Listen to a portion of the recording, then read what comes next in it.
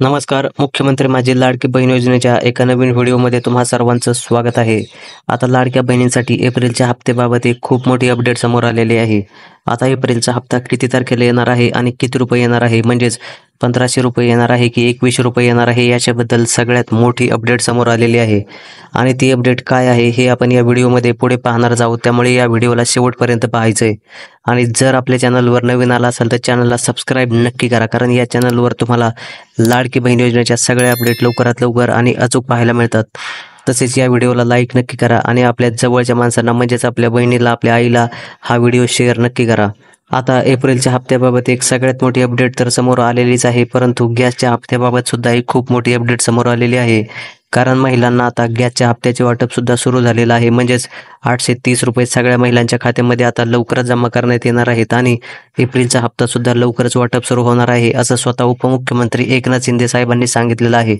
परंतु आता एप्रिलचा हप्ता किती रुपये येणार आहे, म्हणजेच 1,500 रुपये येणार आहे की 2,100 रुपये येणार आहे, असा बऱ्याच सगळ्या महिलांचा प्रश्न होता. आणि बऱ्याच महिलांनी कॉमेंट करून विचारलं होतं की एप्रिलचा हप्ता किती रुपये येणार आहे. म्हणजेच सरकारने इलेक्शनच्या अगोदर सगळ्या महिलांना आश्वासन दिलं होतं की जर आम्ही परत निवडून आलो तर तुम्हाला 1,500च्या ऐवजी 2,100 रुपये देऊ, म्हणजेच तुमच्या हप्त्यामध्ये 600 रुपये वाढ करू. परंतु अजूनही 1,500च रुपये मिळत आहेत आणि 2,100 रुपये कधी मिळणार आहेत? मग आता सरकार येऊन 3 ते 4 महिने झाले आणि 2,100 रुपये कधीपासून मिळणार आहेत, असा बऱ्याच महिलांचा प्रश्न होता. तर याच्याबाबत महाराष्ट्राचे उपमुख्यमंत्री आणि अर्थमंत्री अजितदादा पवार यांनी सांगितलेलं आहे की राज्याची परिस्थिती सध्या बिकट आहे, त्याच्यामुळे आम्ही महिलांना फक्त 1,500च रुपये देत आहोत. परंतु जसजशी राज्याची आर्थिक परिस्थिती सुधारेल आम्ही सगळ्या बहिणींना 2,100 रुपये देऊ. त्याच्यामुळे आता तरी तुम्हाला 1,500च रुपये मिळणार आहेत आणि नंतर तुम्हाला 2,100 रुपये मिळू शकतात.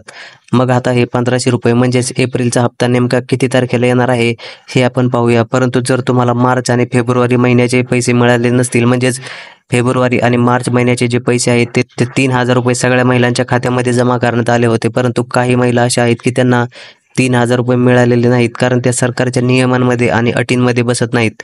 परंतु जर तुम्ही सरकारच्या नियमांमध्ये आणि अटींमध्ये बसाल तरच तुम्हाला एप्रिलचा हप्ता तुमच्या खात्यामध्ये जमा होईल. आणि ज्या लाडक्या बहिणी 3,000 रुपये मिळालेले नाहीत, म्हणजेच मागचे 3,000 रुपये मिळाले नाहीत, त्यांच्यासाठी सुद्धा एक आनंदाची बातमी आहे. तर ती बातमी काय असणार आहे हे आपण पुढे व्हिडिओमध्ये पाहूयाच. परंतु आता सरकारने 1 एप्रिलपासून या योजनेसाठी काही नवीन नियम लावलेले आहेत.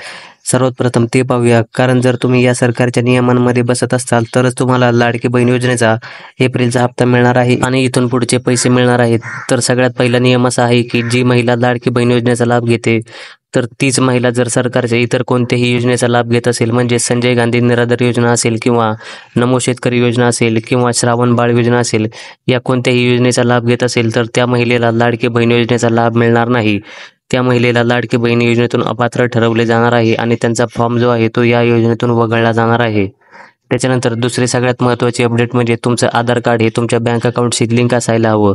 आणि जर तुमचं आधार कार्ड तुमच्या बँक अकाउंटशी लिंक नसेल तरी देखील तुम्हाला लवकरात लवकर बँकेमध्ये जाऊन तुमचं आधार कार्ड हे तुमच्या बँक अकाउंटशी लिंक आहे की नाही हे चेक करून घ्या.